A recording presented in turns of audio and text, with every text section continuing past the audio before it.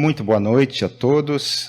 Sejam todos bem-vindos a esta casa, encarnados e desencarnados. Eu trago na noite de hoje o tema Doutrina Espírita, o pensamento. Nos 163 anos que a doutrina espírita foi trazida à luz por Allan Kardec, muitos ensinamentos ela proporcionou. Muitos pensamentos ela iluminou. Muitos seres que estavam perdidos ela clareou. A doutrina espírita ela trata de diversos temas relacionados ao nosso viver, ao nosso proceder. E este tema, o pensamento, ele nos permite inúmeras reflexões. Ao longo da história da humanidade, quem não parou por um instante diante do mar infinito, em cima do monte, observando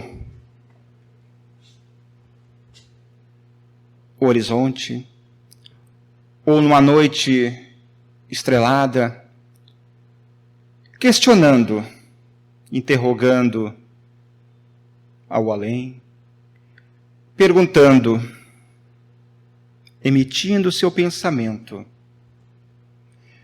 quem sou eu? O que estou fazendo aqui? Por que estou aqui? Para onde vou? São preocupações legítimas que todos nós temos. Em virtude das incertezas, a cortina ela está lentamente subindo. As respostas surgindo. Inclusive a ciência trazendo à luz confirmações que a doutrina há 163 anos já declarou. E o pensamento? O pensamento é uma forma que todos nós, todos os seres humanos, dispõem, desde que não haja nenhuma restrição em relação ao nosso psíquico. O nosso pensamento, ele pode ser emitido. Alguém que está num campo de prisioneiros, distante da família, em um momento de silêncio, de tranquilidade, ele pode, pelo pensamento, visitar o seu lar, ver a família, seus filhos, a esposa, marido, enfim, matar a saudade através do pensamento. Temos a liberdade de pensar, mas também há a responsabilidade. E é sobre esse tema que eu quero, na noite de hoje, trazer algumas reflexões. Em relação ao tema, o pensamento, Joana de Ângeles, a mentora de Divaldo Franco, tem inúmeros estudos, algumas obras publicadas a respeito deste tema. E é interessante. Como é que ela transmite estas obras? Ele é fruto do pensamento de Joana, que chega pelo pensamento até Divaldo Franco. E Divaldo Franco, através da sua psicografia, transcreve e a obra é publicada. Joana de Ângeles, como afirmei, ela tem inúmeros esclarecimentos sobre esse tema. Eu trago aqui hoje alguns deles.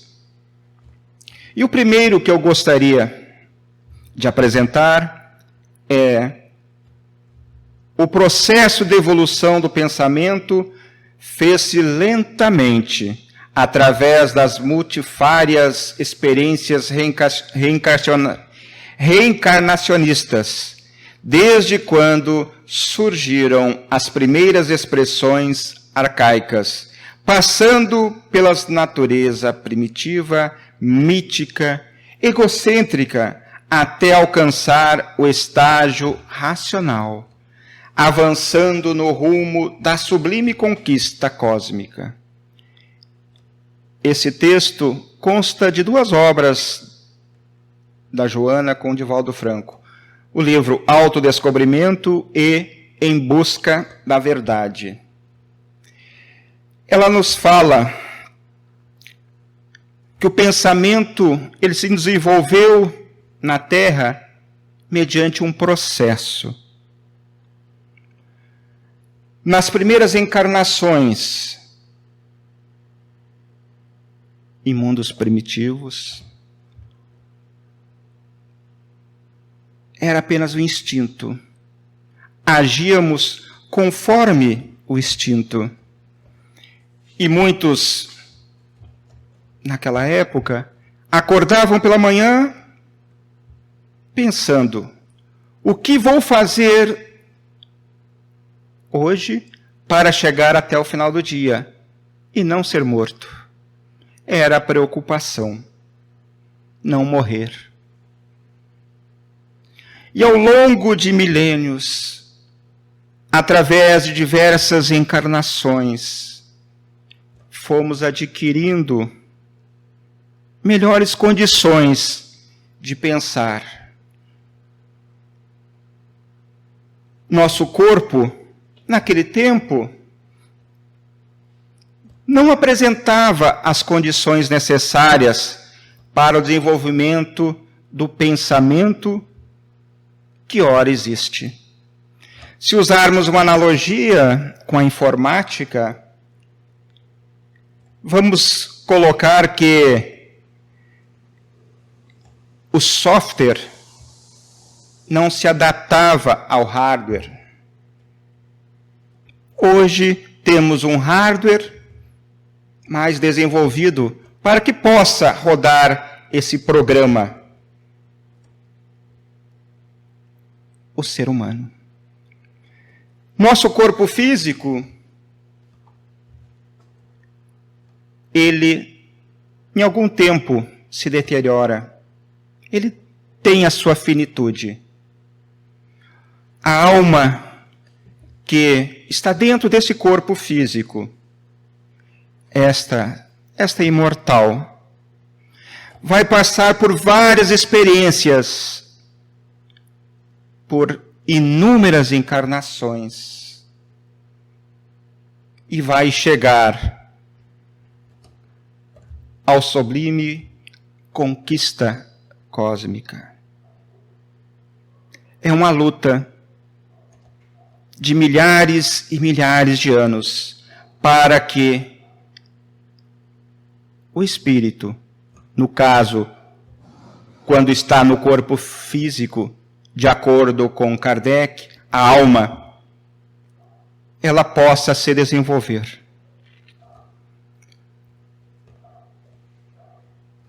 Kardec, questionando os espíritos a respeito desta questão, na questão 89A, pergunta: o pensamento não é a própria alma que se transporta?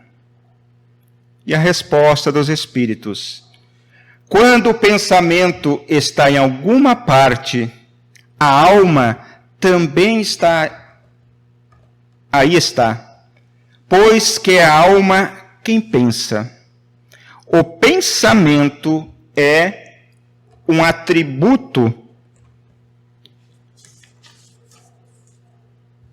do Espírito. E daí pensamos nos ensinamentos de Jesus, os diversos ensinamentos, quando aqui esteve.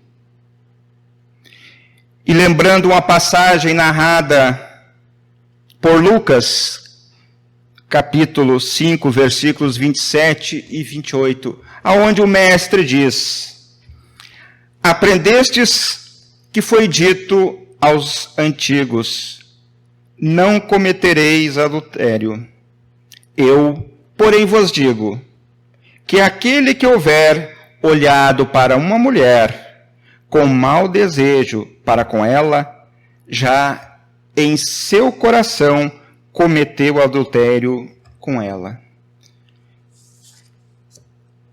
O que significa este ensinamento de Jesus?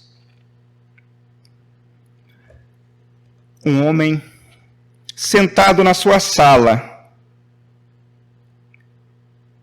repensando a ofensa sofrida por um colega de trabalho, humilhante. Eu não posso aceitar isso. Como eu vou me vingar? E sentado ali, a arquiteta, através do seu pensamento, a forma como isso se sucederá. Ele pensa: amanhã bem cedo, eu vou aguardar ele chegar, levo a minha arma e vou me vingar. Depois jogo fora, está tudo certo. Se no dia seguinte não for possível ele executar tal planejamento, ele já consumou. É isso que Jesus nos ensina. Ele, através do pensamento, ele já foi lá, já se vingou deste pseudo-inimigo. E quantas vezes agimos assim? Desta forma? Pensar na mensagem de Paulo na carta aos Coríntios, quando ele diz: quando criança, falava como criança, pensava como criança, raciocinava como criança. Hoje sou homem. Deixei de ter pensamentos de criança, de agir como criança. Mas algumas vezes, meus amigos, continuamos a agir de forma infantil, como crianças. Crescemos o corpo físico, mas a alma ainda não assimilou estas lições. O pensamento é um atributo. O Evangelho segundo o Espiritismo confirma esse ensinamento de Jesus quando coloca: a verdadeira pureza não está somente nos atos, está também no pensamento, porquanto aquele que tem puro coração nem sequer pensa no mal. Foi o que Jesus quis dizer. Ele condena o pecado, mesmo em pensamento, pois é sinal de impureza. Ainda temos resquícios das fases anteriores. Contudo, a evolução é desta forma que ocorre. Ela não dá saltos. Não seremos perfeitos do dia para a noite. É o aprendizado, a repetição, colocar em prática. Ok, eu já aprendi. Ou então, não, terei que repetir. até que consigamos assimilar todos os ensinamentos necessários para que possamos alçar voos maiores. Joana de Ângeles, a mentora de Divaldo, ela traz alguns ensinamentos interessantes na obra Conflitos Existenciais. Ela coloca: o corpo é instrumento do espírito, que necessita de exercício, de movimentação, de atividade, a fim de preservar a própria estrutura. Está aí a medicina, a ciência a dizer: mova-se, exercite-se, ande, caminhe, corra, nade, pule. Movimentar o corpo é importante para manter o corpo sadio. Mas também é importante a alimentação, é importante o que nós ingerimos, porque se for alguma coisa prejudicial, vai acabar abreviando a vida desse corpo ou, quem sabe, trazer malefícios. Então, aqui ela nos orienta sobre esta questão, o cuidado que temos que ter com o corpo. E no mesmo sentido, ela coloca: enquanto o espírito, no caso, a alma, exige reflexões, pensamentos edificantes, contínuos para nutrir-se de energia saudável. Bom, chegou a minha aposentadoria. Estou aposentado. O que vou fazer agora? Bom, agora eu sempre quis fazer o curso do CVV, ser voluntário do Centro de Valorização da Vida. É uma boa oportunidade. Vou procurar me informar e vou ver se consigo ser voluntário. Vou aproveitar também e ler alguns livros que me indicaram e eu nunca tive tempo de ler. Também poderia ser voluntário em alguma instituição. Lembro também que tenho meu jardineiro. Ele sempre disse que gostaria de aprender a ler, a escrever. Posso ensiná-lo. Pensamentos positivos. Joana também fala: a mente não exercitada em pensamentos saudáveis descamba para o entorpecimento ou para o cultivo de ideias destrutivas, vulgares, insensatas, que sempre agravam a conduta perniciosa.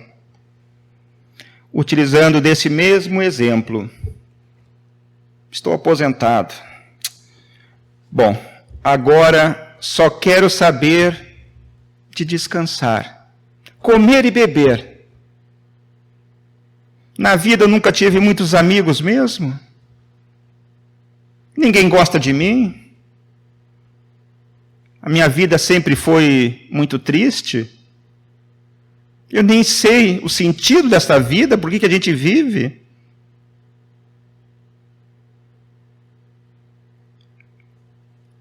É um pensamento destrutivo. Que tipo de pensamento cada um de nós nutre diariamente? Simpatizamos com qual tipo de conduta? Estamos emitindo que pensamento?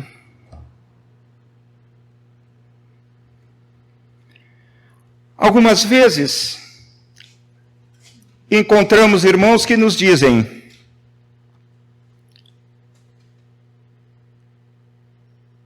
isso é influência, isso não sou eu.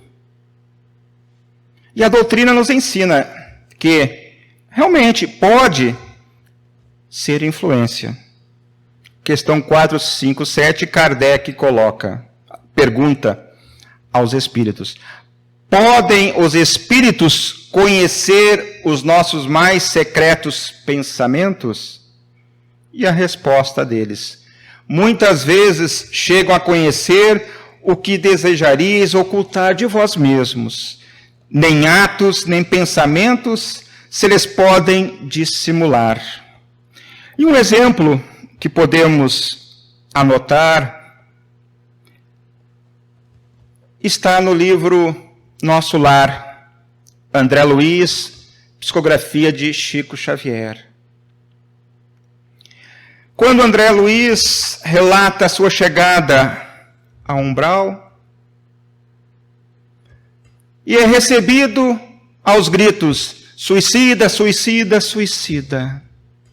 E ele não entende. Com o tempo ele vai compreender que o descontrole na alimentação e na bebida provocou uma lesão no seu corpo físico. E esta lesão provocou a morte de seu corpo. Os espíritos do umbral, de imediato perceberam de quem se tratava, o que estava chegando. Nossos pensamentos não podem ser dissimulados perante o mundo espiritual. Entretanto, alegar que é só influência espiritual também não cabe. Nós somos herdeiros de inúmeras reencarnações. O que foste em encarnações passadas? Se comprazia em assassinar, em lutas sangrentas? Achava engraçado queimar livros, obedecendo ordens? No passado, cometemos inúmeros equívocos e que ainda não foram corrigidos. E que precisamos, de certa forma, fazer um acerto com essas atitudes, com essas ações, com esse comportamento que tivemos em vidas passadas e que talvez hoje justifiquem determinadas atitudes que ainda temos.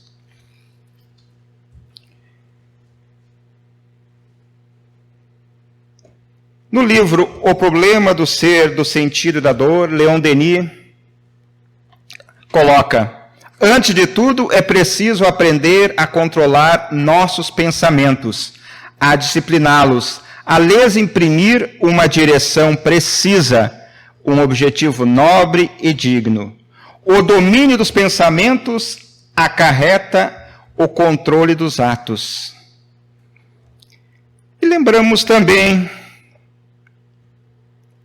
Chico Xavier, quando Emmanuel começa seus trabalhos com Chico e diz a ele: Chico, 3 conselhos. O primeiro, disciplina. O segundo, disciplina. E o terceiro, disciplina. Precisamos ter disciplina no que fazemos, em nossos pensamentos. Lembro, quando na minha infância,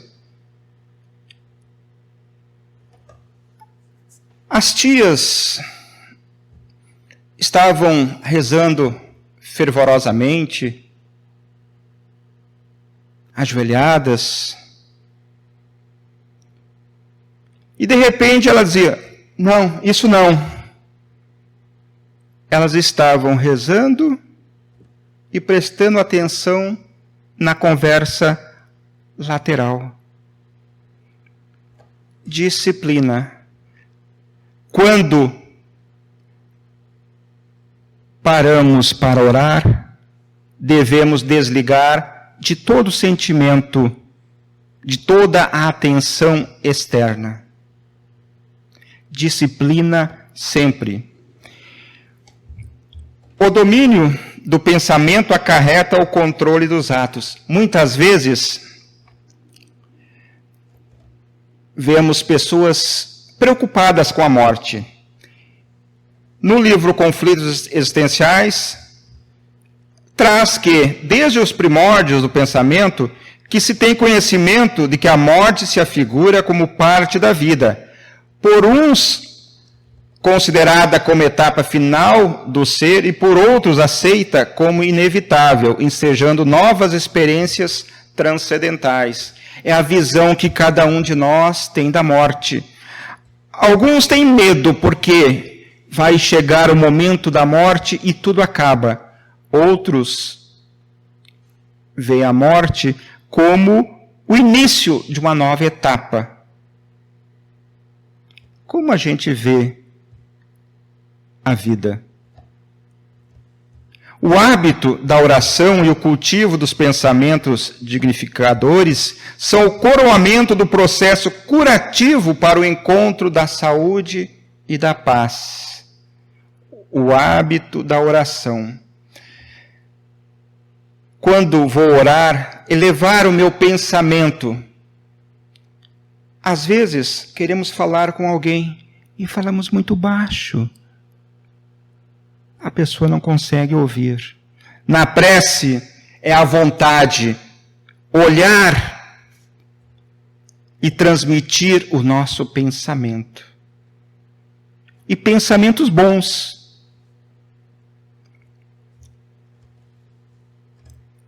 A doutrina nos ensina, e no livro Em Busca da Verdade está colocado, cair em si deve constituir-se o passo inicial a ser dado por todos os doentes da alma, por aqueles que se comprazem nos conflitos e que se recusam às bênçãos da saúde real.